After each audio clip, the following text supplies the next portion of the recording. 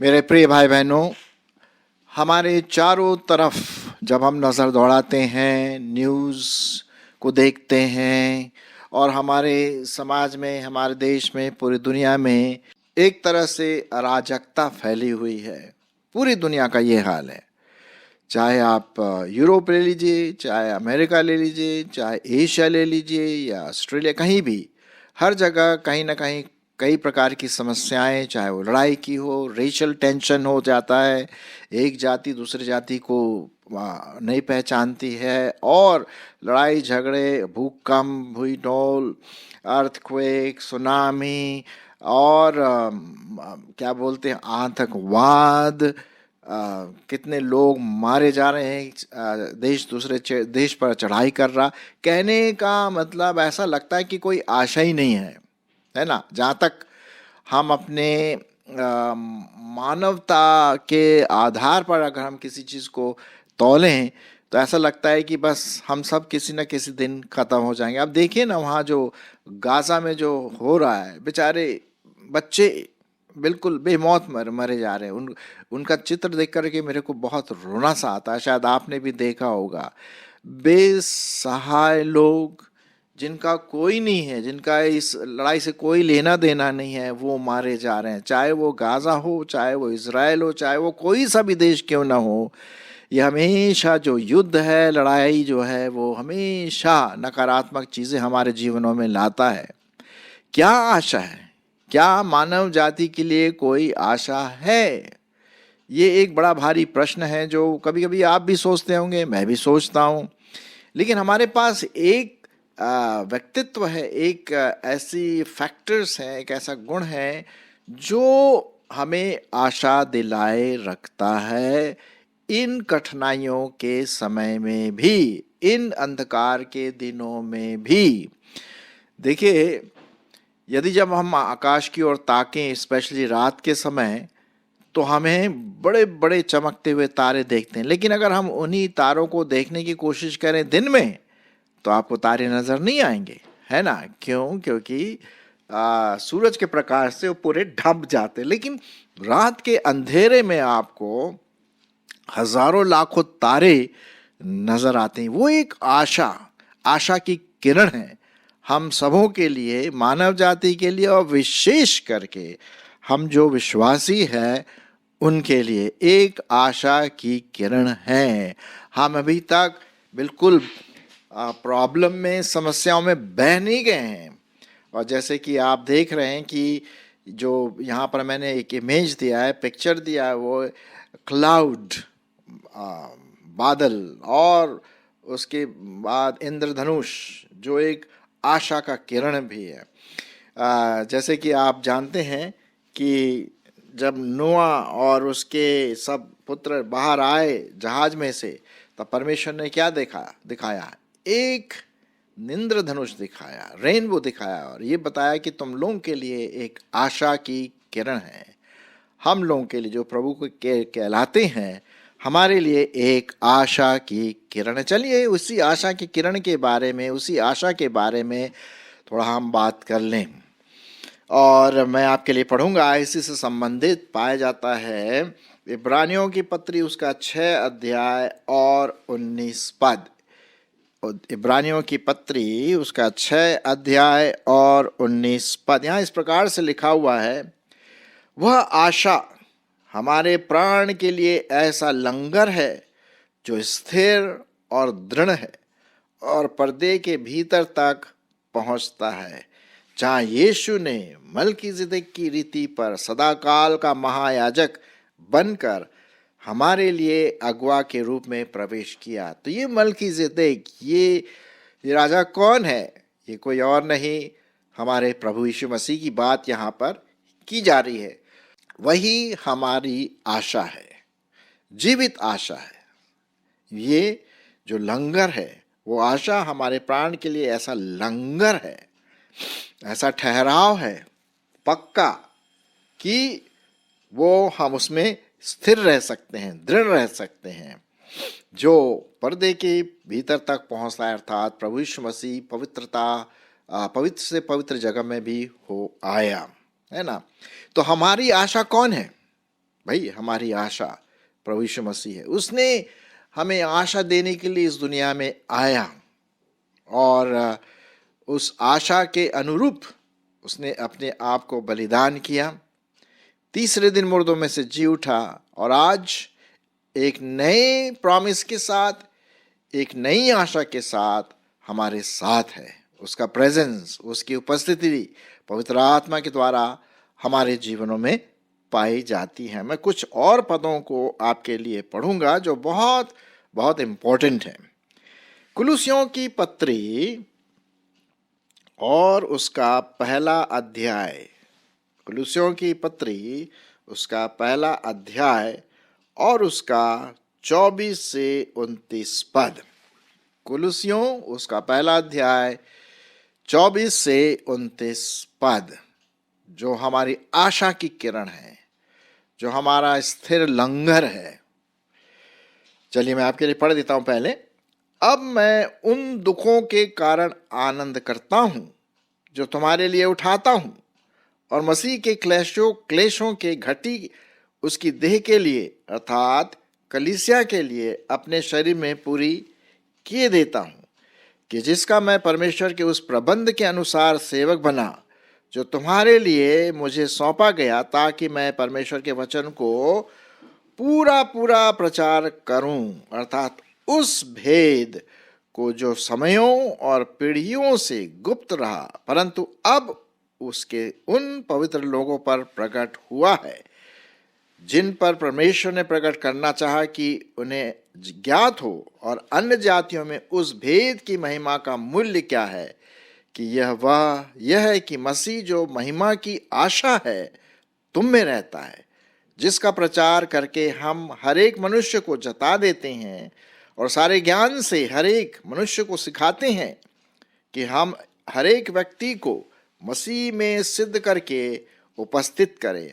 और इसी के लिए मैं उसकी उस शक्ति के अनुसार जो मुझ में सामर्थ्य के साथ प्रभाव डालती है, तन मन लगाकर परिश्रम भी करता हूं। तो यहाँ पर पौलुस प्रेरित जो कुलुस्सियों की जो कलीसिया है उनको लिख रहा है कि हमारी जो आशा है वो कौन है? प्रभु यीशु मसीह है। प्रभु यीशु मसीह को वो प्रकट करे, है ना।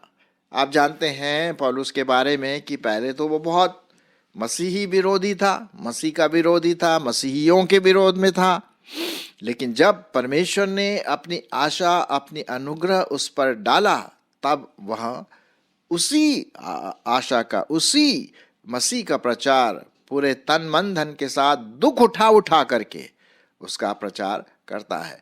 तो हम देखते हैं यहाँ पर आपके लिए और मेरे लिए ये आशा की बात यहाँ पर लिखी गई है। तो हमें निराश नहीं होना है, आपको और मुझको निराश नहीं होना है। ये देखिए हमारे चारों तरफ जो भी हो रहा है, उत्पात, प्रॉब्लम, समस्याएं, लड़ाई झगड़े, मिसअंडरस्टैंडिंग और मसीहियों को सताना, तरह तरह की बातें हैं। आप जानते हैं मैं क्या बोल रहा हूँ, है ना। लेकिन हमारी जो आशा है, जीवित आशा है, वो क्या है? प्रभु यीशु मसीह। एक दिन हम उसके साथ होंगे और हम उस आसमान की ओर ताक रहे हैं पूरी आशा के साथ, पूरी आशा के साथ हम उस आसमान की ओर ताकते रहें कि एक दिन वो आपको और मुझको लेने के लिए आएगा। अब देखिए ना, यहाँ पर एक बहुत अच्छा पद मैं आपके लिए बताना मांगता हूँ। वो पाया जाता है पहला थेसलोनिकियों और उसका 4 अध्याय। पहला थेसलोनिकियों उसका 4 अध्याय और 13वां पद। यहाँ पर बड़ी आशा के बारे में, हर विश्वासियों के लिए एक बड़ी भारी आशा है कि भाई एक दिन प्रभु यीशु मसीह हमें इस दुनिया से लेने के लिए आ जाएंगे और हम बादलों में प्रभु यीशु मसीह के साथ मुलाकात करेंगे, मिलेंगे। चलिए मैं पढ़ देता हूँ। हे भाइयों, हम नहीं चाहते, यहाँ लिखा हुआ पहला थेसलोनिकियों उसका 4 अध्याय 13 पद। हे भाइयों, हम नहीं चाहते कि तुम उनके विषय में जो सोते हैं अज्ञानी रहो। ऐसा ना हो कि तुम औरों के समान शोक करो जिन्हें कोई आशा ही नहीं है। है ना। आपने देखा होगा कि जब भी किसी परिवार में मृत्यु होती है और दुखद घटना होती है, बीमारी है, तो बहुत लोग जो है बहुत निराश से हो जाते हैं। और बल्कि वो अगर वो अस्पताल में हैं तो डॉक्टरों से विनती करते, डॉक्टर साहब पैसों की चिंता मत करिए, बस आप इन्हें ठीक कर दीजिए। अब डॉक्टर भी क्या बोलेगा, वो भी बोलता है भाई देखो मैंने जो मुझे करना था मैंने कर दिया, अब ऊपर वाला ही कर सकता है। ऐसे लोग बोलते हैं ना, डॉक्टर बोलते हैं, आपने देखा होगा, सुना होगा। और समझ लीजिए ऐसी कुछ दुर्घटना होती है कि वो नहीं रहता है, मर जाता है, तो लोग बिलखते हैं, रोते हैं, और ये स्वाभाविक भी है, ये स्वाभाविक भी है। लेकिन मसीहियों के लिए, विश्वासियों के लिए भाई एक तो आशा है। हम औरों के समान नहीं जो शोक करते हैं, जिन्हें कोई आशा ही नहीं है। हमारी आशा कौन है? प्रभु यीशु मसीह। 14वां पद क्या लिखा? क्योंकि यदि हम विश्वास करते हैं कि यीशु मरा और जी भी उठा है, तो वैसे ही परमेश्वर उन्हें भी जो यीशु में सो गए हैं उसके साथ ले जाएंगे। आशा, जीवित आशा।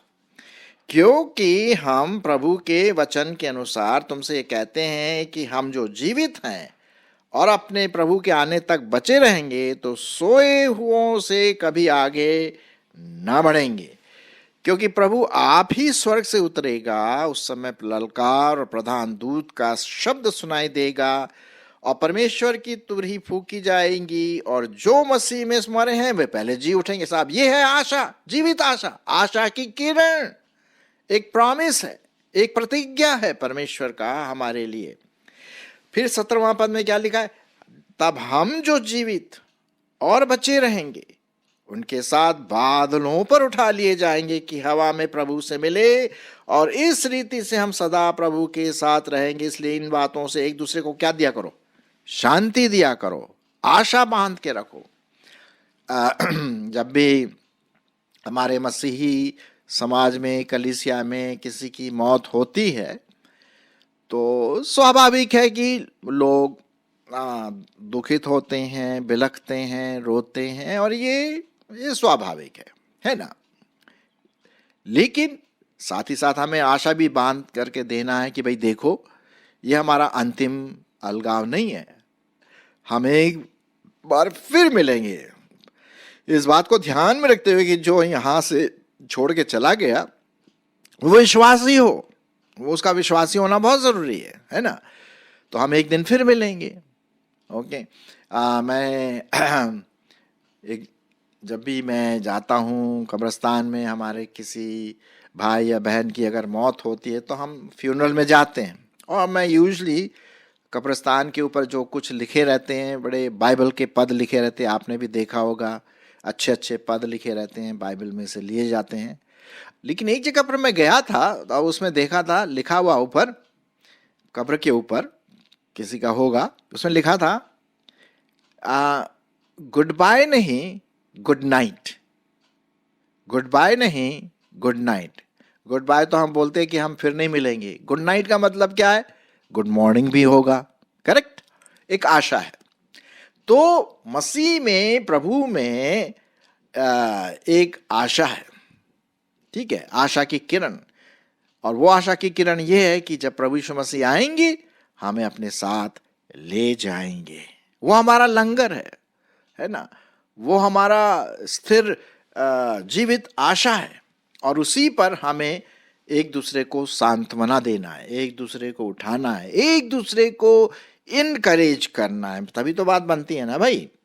चलिए एक और पद मैं पढ़ लेता हूं आपके लिए। 1 पीटर पहला पत्रस 1:3, पहला पत्रस उसका पहला अध्याय और 3 पद क्या लिखा? हमारे प्रभु यीशु मसीह के परमेश्वर और पिता का धन्यवाद हो, जिसने यीशु मसीह को मरे हुए में से जिलाया, जी उठने के द्वारा अपनी बड़ी दया से हमें जीवित आशा के लिए नया जन्म दिया है, अर्थात एक अविनाशी और निर्मल अजर विरासत के लिए तुम्हारे लिए स्वर्ग में रखी गई है। हमारे लिए एक आशा है कि हम स्वर्ग जाएंगे, प्रभु के साथ मिलेंगे और हमेशा उसके साथ रहेंगे। कितनी बड़ी आशा है। इसीलिए देखिए, मैंने यहाँ पर आपके इस स्लाइड में जो पिक्चर दिख रहा है, क्लाउड है, बादल की ओर हम देख रहे हैं, इस आशा से कि एक दिन उसी बादलों में से हमारे प्रभु यीशु मसीह वापस आने वाले है कि नहीं। अब इसी आशा का प्रचार भी हमें दूसरों के सामने करना है, दूसरों को बताना है। जो बेचारे परेशान हैं, जिनके पास कोई आशा नहीं, उन लोग इधर उधर भागते हैं, ये बाबा वो बाबा, यहाँ जाओ वो तीर्थ स्थान, इधर उधर कहीं जाने की जरूरत नहीं भैया। यीशु मसीह हमारे लिए पूरा काम कर गया, बस उस पर विश्वास करना। ये आशा की बात हमें दूसरों तक पहुंचाना है। इसीलिए जब कभी भी कोई व्यक्ति हमारे आशा के बारे में पूछता है, भाई आप लोग प्रभु पर क्यों विश्वास करते हैं, क्यों बाइबल परमेश्वर का वचन है और कैसा उद्धार का कार्य, तो हमें पूरा बताना है उसको। जब कभी मुझे मौका मिलता है तो मैं तो यही करता हूँ। चलिए मैं आपके लिए पढ़ता हूँ पहला पतरस उसका 3 अध्याय और उसका 15वां पद लिखा हुआ यहाँ पर। मैं आपके लिए पढ़ता हूँ। पर मसीह को प्रभु जानकर अपने अपने मन में पवित्र समझो, और जो कोई तुमसे तुम्हारी आशा के विषय में जो कुछ भी पूछे तो उसे उत्तर देने के लिए हर समय तैयार रहो, पर नम्रता और भय के साथ। नम्रता और भय के साथ कहने का मतलब ये है कि भाई जब लोग हमसे पूछते हैं भाई आप कैसे विश्वासी बने, कैसे ईसाई बने, उन लोग तो यही सोचते हैं ईसाई है ना धर्म के बारे में, लेकिन हम ईसाई की बात नहीं, हम सच्चे परमेश्वर को जानने वाले। तो जब लोग पूछते हैं, हमारे जीवनों को देखते हैं, भाई हम ये करते हैं आप तो नहीं करते हैं ना, गलत काम ये तो नहीं, भाई हमारे पास आशा है, क्योंकि हमारे प्रभु ने कहा कि हमारा जीवन, हमारा बातचीत, हमारी मानसिकता, हमारे सोच विचार सब प्रभु की महिमा करें, है ना, प्रभु को आदर दें हमारे जीवनों के द्वारा। और फिर हम बताएं कि यीशु मसीह उनके लिए भी क्रूस पर बलिदान हुआ और तीसरे दिन मुर्दों में से जी उठा। लेकिन जब कभी भी वो प्रश्न पूछते हैं हमारी आशा के विषय में, जरा और बताइए, तो बिल्कुल साफ रीति से परमेश्वर का वचन बताइए कि कैसे बाइबल के अनुसार हम सब पापी हैं, पाप की मजदूरी मौत है, और यदि हम बिना प्रभु को ग्रहण करें इस दुनिया से चले जाते हैं तो हमारे लिए सिर्फ नरक है। लेकिन एक आशा की किरण है, और वो आशा की किरण ये है कि यदि हम प्रभु यीशु मसीह पर विश्वास लाते हैं, अपने पापों से पश्चाताप करते हैं, अपने पापों को प्रभु के सामने मानते हैं और प्रभु को ग्रहण करते हैं, तो वो हमारे लिए एक नया जीवन देता है, नया जन्म देता है, नई बातें देता है, हमारे नाम जीवन की पुस्तक में लिखा जाता है, और हमारे लिए एक आशा की किरण है कि मौत के बाद हम सदा सदा प्रभु के साथ रहेंगे, अनंत जीवन हमारा हो जाता है। तो भाई ये है आशा की किरण, है ना। तो आज मैंने आपके सामने ये बात रखी कि हमारे चारों तरफ चाहे कोई भी अंधकार की बातें हैं, दुख की बातें हैं, तकलीफ की बातें हैं, लड़ाई झगड़े की बातें हैं, मौत की बातें हैं, बीमारी की बातें हैं, अर्थक्वेक की बातें हैं, युद्ध की बातें हैं, अकाल की बातें हैं, अरे साहब हजारों चीजें हमारे चारों तरफ हैं। हमारा सिर्फ एक ही टकटकी लगाए हुए उस आकाश की ओर देखना है जो हमारी आशा की किरण है, और वो है हमारा प्रभु यीशु मसीह फिर से वापस आने वाले हैं। और क्या हम प्रभु से मिलने के लिए तैयार हैं, ये प्रश्न है।